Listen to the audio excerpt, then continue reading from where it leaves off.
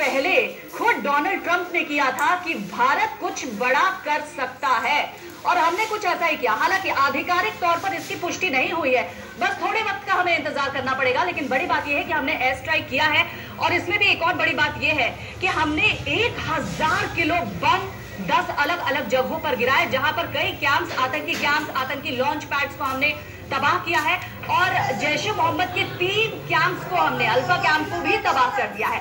इसमें एक और बड़ी बात यहाँ पर यह हो जाती है कि सिर्फ 1 मिनट या 2 मिनट या 5 मिनट के लिए नहीं आशा, 21 मिनट ये मायने रखता है। एक तो आप लेजर गाइडेड मिसाइल का इस्तेमाल करते हैं, ऊपर से 21 मिनट तक आप बमबारी करते हैं, तो ये समझा जा सकता है कि आखिर कितनी तबाही हमने पाकिस्तान में मचाई होगी, लेकिन तबाही आतंकियों के खात्मे की। एक बार मैं मैप के जरिए आपको थोड़ा सा समझाने की यहाँ पर कोशिश करती हूँ कि ये जो बालाकोट है ये कहाँ पड़ता है। देखिए बालाकोट हालांकि 50 मील अंदर भारतीय सीमा, भारत और पाकिस्तान की जो सीमा है उससे 50 मील अंदर ये बालाकोट आता है।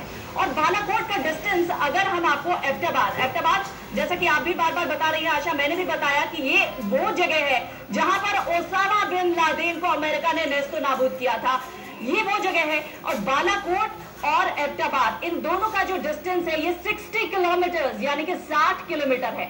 एक तो हमने बालाकोट को निशाना बनाया है, दूसरा बालाकोट से थोड़ी ही दूर पर मुजफ्फराबाद है, मुजफ्फराबाद को हमने निशाना बनाया है, और चकोटी पर, ये 3 अलग अलग जगहों पर हमने बमबारी की है। 21 मिनट तक हमने ये बमबारी की है, और अभी तक इसकी ऑफिशियल कंफर्मेशन नहीं हुई है।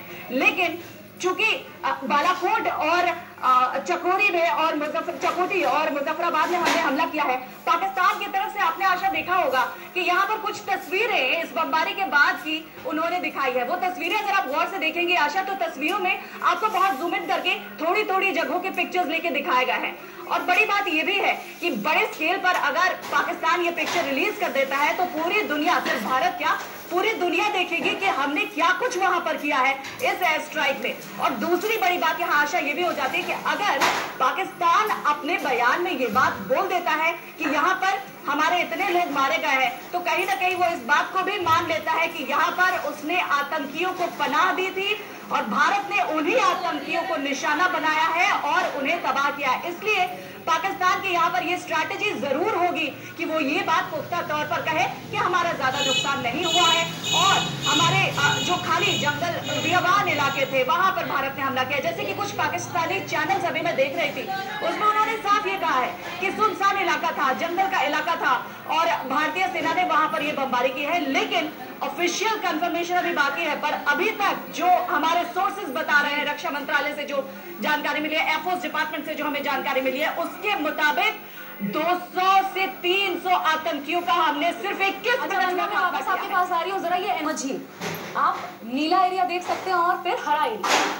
नीले एरिया के भीतर ये एलओसी जिसे हम कहते हैं, ये इसके भीतर एलओसी, क्योंकि एक आप व्हाइट मुजफ्फराबाद चिकोटी है और बालाकोट पाकिस्तान के भीतर। हम सीधा रुक करते हैं अमित कुमार, हमारे अमित के पास कोई जानकारी है? सीधा अमित जी।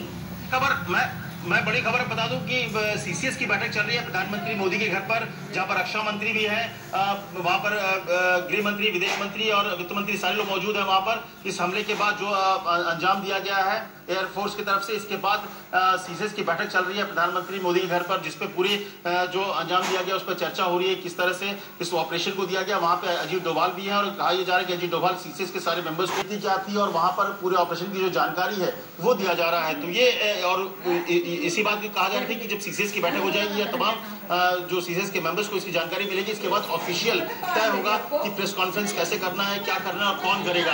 तो मुझे लगता है कि थोड़ी देर में करीब 10 बजे बज रहा है, थोड़ी देर में सीसीएस की बैठक खत्म होगी और इसके बाद ऑफिशियली जो बयान है वो सरकार का आ जाएगा कि इस ऑपरेशन के बारे में जो पीओके के भीतर किया गया है एयरफोर्स की तरफ से। तो अपने आप में बड़ी खबर की सीसीएस की बैठक चल रही है प्रधानमंत्री मोदी के घर पर।